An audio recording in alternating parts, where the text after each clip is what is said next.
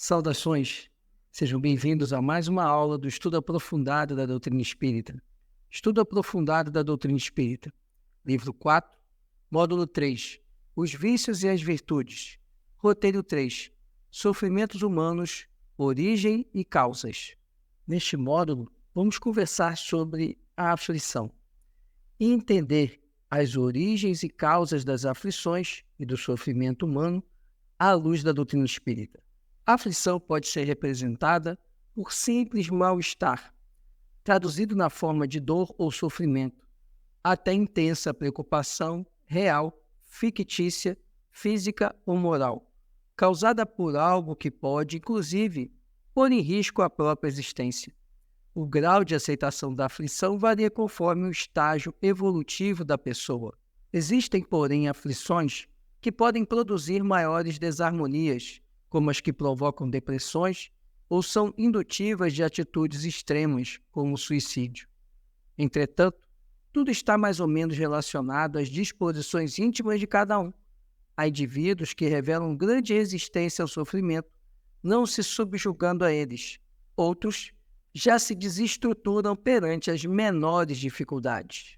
O Espiritismo considera, entretanto, que as aflições são, em geral, oportunidades de reajustes perante a lei de Deus, sendo necessário compreendê-las e aproveitá-las como preciosa lição, conforme asseverou Jesus: felizes os aflitos, porque serão consolados. Em Mateus capítulo 5, versículo 5, Bíblia de Jerusalém. Vemos então que a aflição é tudo aquilo que nos causa mal, que nos causa um sentimento ruim, que nos causa um momento de perturbação. Mas para a doutrina espírita, a aflição ela deve ser considerada uma oportunidade de crescimento. Não que devemos desejar passar por aflições, mas devemos lembrar do que Deus nos ensinou através das palavras de Jesus, quando disse: bem-aventurados os aflitos, porque serão consolados. Significa que, após vencer as aflições, após passar pelas tribulações, receberemos sim o galardão de vencer um desafio necessário ao nosso processo evolutivo. Precisamos lembrar ainda que as aflições, em geral, representam mecanismos de resgate por faltas que cometemos nessa existência ou em existências passadas, e que o mecanismo da reencarnação vem nos possibilitar, nesta existência, corrigir essas faltas passadas. Pondendo a respeito o espírito Camilo Chaves, cada criatura traz em si traiçoeira região de ciladas e armadilhas. Ao atravessá-las sob justos impositivos da evolução, vê onde pisas, como te exprimes e pensas. A aflição, na essência, é reflexo intangível do mal forjado pela criatura que a experimenta. O conceito espírita de aflição é explicado por Emmanuel assim: examina a própria aflição para que não se converta a tua inquietude em arrasadora tempestade emotiva. Todas as aflições se caracterizam por tipos e nomes especiais. É preciso, então, que ao nos depararmos com uma situação que nos causa aflição, tenhamos serenidade. Porque, às vezes, uma pequenina aflição ela se transforma num grande sofrimento muito mais pela nossa forma de encarar a aflição. E é sobre isso que Emmanuel nos lembra. Ele nos lembra que devemos olhar para as aflições e dar a elas o devido tamanho, sem fazer com que elas tomem maiores proporções. Porque muitas vezes o nosso comportamento, o nosso posicionamento frente à aflição é que vai demonstrar a nossa necessidade evolutiva. E se nós, em qualquer contrariedade, nos deixamos levar, significa que precisamos ainda de uma longa jornada de aprendizado para vencer todas as nossas imperfeições, porque são elas que, em geral, levam às aflições que estamos vivenciando em nossa jornada. Tópico 1. Origem do sofrimento humano. O sofrimento humano tem origem nos atos cometidos pelo espírito do passado, em outras encarnações, ou na atual existência. é resultado da própria imperfeição humana, que não sabe utilizar adequadamente a liberdade de escolha. À medida que o ser evolui, porém, a imperfeição atenua e o sofrimento resultante de suas más escolhas vai desaparecendo até cessar de vez. Portanto, para a doutrina espírita, o sofrimento é consequência inelutável da incompreensão e dos transviamentos da lei que rege a evolução humana. Por medida de bom senso, é importante avaliarmos de forma mais reflexiva para onde estamos caminhando, que escolhas estamos realizando e que resultados elas podem produzir.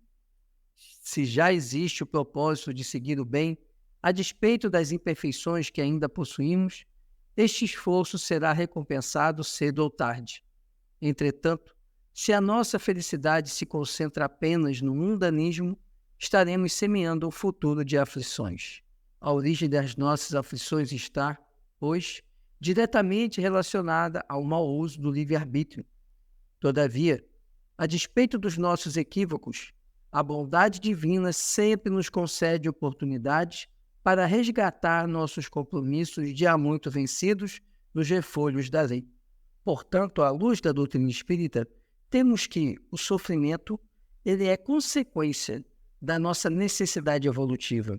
Melhor dizendo, o sofrimento é consequência dos equívocos que cometemos no passado.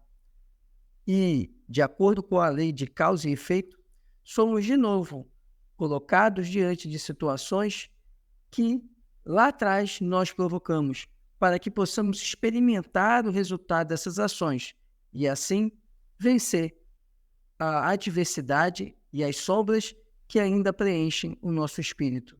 Por isso, é fundamental que nós nos deparemos com as situações e entendamos que tudo o que vivenciamos é uma necessidade nossa de avanço, de melhoramento. E precisamos ainda lembrar que esse melhoramento ele também pode surgir através do esforço na prática do bem.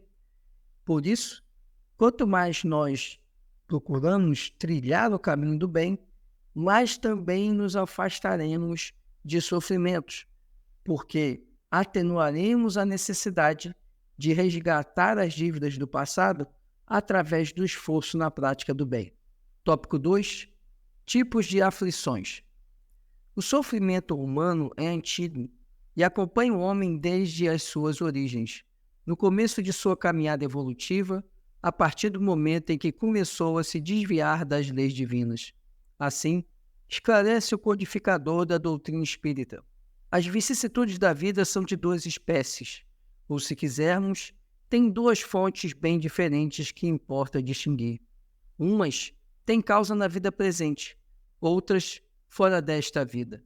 Remontando-se à origem dos males terrestres, reconhecer-se-á que muitos são consequência natural do caráter e da conduta dos que os suportam. Quantos homens caem por sua própria culpa? Quantos são vítimas de sua imprevidência, de seu orgulho e de sua ambição? Quantos se arruinam por falta de ordem, de perseverança, pelo mau proceder ou por não terem sabido limitar seus desejos? Quantas uniões infelizes porque resultaram de um cálculo de interesse ou de vaidade, e nas quais o coração não tomou parte alguma? Quantas dissensões e disputas funestas se teriam evitado com mais moderação e menos suscetibilidade? Quantas doenças e enfermidades decorrem da intemperança e dos excessos de todo gênero? Quantos pais são infelizes com seus filhos porque não lhes combateram as más tendências desde o princípio?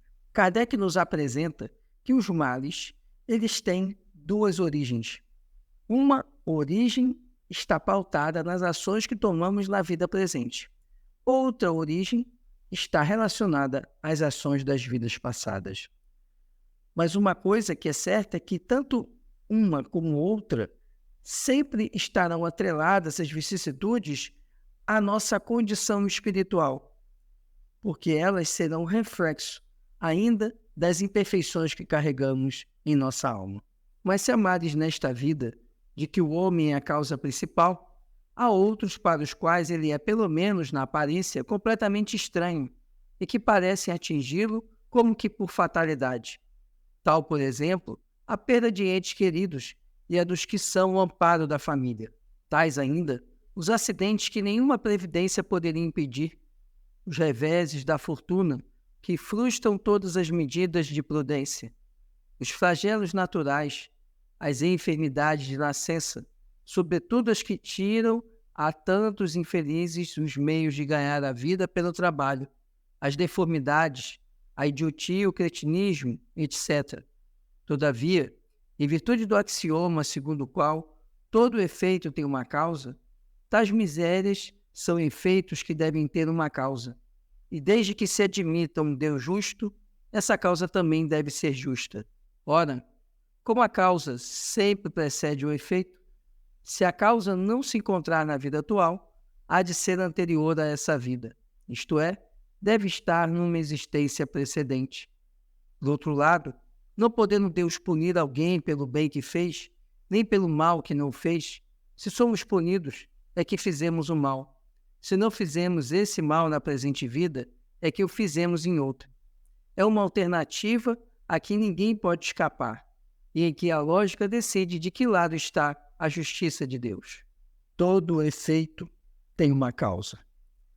Se, portanto, nos deparamos com situações dolorosas na existência, essas situações, por mais que pareçam obra do acaso, elas têm uma relação de causa e efeito que as preside. O que experimentamos hoje é o efeito das ações que tomamos no passado. Isso é sempre assim, seja nessa existência, seja em relação às existências anteriores. Então, hoje, experimentamos os efeitos das ações que tomamos no passado próximo, ou seja, no passado desta existência, nos dias passados nessa existência, mas também efeitos de causas que remontam a existências passadas. Isso não significa que devemos, então, ceder às situações que nos acontecem, os sofrimentos e padecimentos. Muito pelo contrário, precisamos encontrar a força necessária para atravessar essas adversidades e fazer os resgates que são nos colocados pela força divina com a finalidade de avançarmos e evoluirmos sempre. O homem sofre sempre a consequência de suas faltas. Não há uma só infração à lei de Deus que não acarrete a sua punição. Assim, o homem é constantemente o árbitro da sua própria sorte. Pode abreviar ou prolongar indefinidamente o seu suplício. A sua felicidade ou a sua desventura dependem da vontade que tenha de praticar o bem. Ainda que as aflições físicas, por doenças ou dificuldades materiais, produzam sofrimento ao homem, são as angústias morais que o torturam mais dolorosamente do que os sofrimentos físicos propriamente ditos. Mesmo que muitas vezes o sofredor nem se dê conta dessa situação. Considerando a lei divina da liberdade e seu corolário, que é a lei de causa e efeito, temos então que nada na nossa existência passa despercebido. Isso porque toda vez que desequilibramos a harmonia da criação divina, fazemos algo que gerará em nós mesmos o reflexo dessa atitude. Por isso, nós somos os geitores de nossa existência e as consequências das nossas ações precisam ser, então, suportadas de maneira que, trilhando a prática do bem, possamos vencer as adversidades e suportar as dores dos sofrimentos que nos são colocados como oportunidade evolutiva. Precisamos ainda ter em mente que muitas vezes a dor moral ela é mais angustiante do que a dor física. Por isso a importância de vigiar nossos pensamentos, de procurar manter um pensamento sempre em sintonia com as esferas superiores através do mecanismo da prece, para que possamos atravessar as adversidades e receber o auxílio da assistência divina. Tópico 3. Consequências do sofrimento humano. O sofrimento está diretamente relacionado às escolhas que o espírito faz ao longo de sua jornada evolutiva. Se bem utilizou o seu livre-arbítrio, sofre menos ou não sofre. Se as suas escolhas foram insensatas, irá responder por elas, de acordo com a gravidade dos atos executados. As condições em que vivemos, felizes ou infelizes, guardam sempre relação com os atos cometidos. Vemos assim que o sofrimento pode ser perfeitamente suportável, até mesmo ter sido deliberadamente escolhido pelo espírito que já possui certo nível de entendimento. As aflições podem, então, resultar sacrifícios à pessoa que os acata com a finalidade de libertar-se do seu passado de erros e de escolhas insensatas. O sofrimento é, portanto, reflexo de nossas ações do passado. E a cada ação, colhemos a consequência das nossas atitudes. Precisamos lembrar ainda que o espírito, por vezes, ele escolhe passar por uma aflição, de acordo com sua capacidade evolutiva e no seu planejamento espiritual, justamente porque ele quer resgatar essas faltas para avançar no seu progresso espiritual. Então, o homem, lá no mundo espiritual, faz a escolha de suportar as adversidades que são consequências das ações que tomaram em outras existências. Por isso que precisamos contar sempre com a nossa fé e com a certeza de que as adversidades são momentâneas e são degraus na nossa escala evolutiva. As almas fortes, que trazem o caráter temperado nas lutas, não se deixam abater ou não se declaram vencidas pelas aflições que sofrem. Diante das lutas existenciais, não se deixa arrastar pelo torvelinho do sofrimento, mas fogem das inquietações que geram perturbações destrutivas. Buscam conforto na prece e na fé, recebendo dos benfeitores espirituais doses extras de coragem e de bom ânimo, com as quais enfrentam, dia após dia, os desafios que a vida lhe determina de cabeça erguida, sem temores exagerados. É importante termos a consciência de que a fé e a prece são mecanismos fundamentais para que nos momentos das adversidades, dos sofrimentos, das aflições, tenhamos o amparo e a força necessária para enfrentar essas situações sem torná-las piores do que elas são. Às vezes, uma pequena aflição, uma contrariedade, ela é de tal forma encarada por nós que nós tornamos ela um grande monstro que atormenta a nossa vida. Mas se nós temos o hábito da prece e a nossa fé está consolidada, nós teremos o amparo necessário para não nos deixarmos cair nessas situações. Por isso, lembremos sempre que Jesus nos deixou elementos para atravessar as tempestades. E esses elementos fundamentais são a fé e a prece. Não é, pois, novidade saber que a imperfeição do espírito gera sofrimento e representa a raiz do seu atraso espiritual. Nesse particular, surgem então algumas questões fundamentais. Como lidar com a imperfeição? Como proceder para erradicá-la? Como conviver com as ações intempestivas, próprias e alheias, que causam sofrimento? Como administrar conflitos íntimos que nos impedem a realização de ações infelizes decorrentes das tendências inferiores que ainda possuímos? Como não se vincular às mentes enfermiças que nos rodeiam?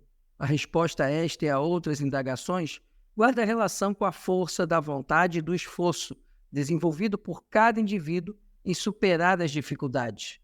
Não resta dúvida, porém, que a solução definitiva está no trabalho incansável do bem, que transforma o ser para melhor. Por último, vale destacar que o sofrimento não é um inimigo como se acredita. É um companheiro que não sabe mentir. Temos nele a grande escola dos indivíduos e dos povos, quando eles se afastam do caminho reto e resvalam para a sensualidade e para a decomposição moral. Ele, com seu aguilhão, os faz retomar o caminho verdadeiro. As dores são capazes de produzir frutos excelentes de experiência e compreensão. São processos reparadores visando ao reajustamento da criatura nos seus transvios no curso da evolução. Se o sofrimento ele tem origem nos equívocos do espírito durante sua jornada evolutiva, é certo também que esses equívocos refletem a imperfeição do espírito. Portanto, a forma de acabar com as imperfeições é exatamente nós trilharmos o caminho evolutivo. E para evoluir, precisamos nos esmerar na prática do bem. É a prática do bem que vai nos dar cada vez mais o acesso às esferas superiores. E compreendemos ainda que vencer as nossas imperfeições exige esforço. E exatamente esse esforço na reforma íntima, que é o grande remédio para que possamos a cada dia superar e suportar as aflições que a vida nos coloca. Esse é do conteúdo que tínhamos, então, para esse nosso roteiro. Se você ficou com alguma dúvida, deixe aqui nos comentários que vamos responder com o maior prazer. Agradeço a atenção de todos e peço que curtam, comentem, compartilhem, ajude esse conteúdo a chegar a mais pessoas que desejam se aproximar de Jesus e conhecer mais da doutrina espírita. Fiquei com Deus, muita paz e muita luz.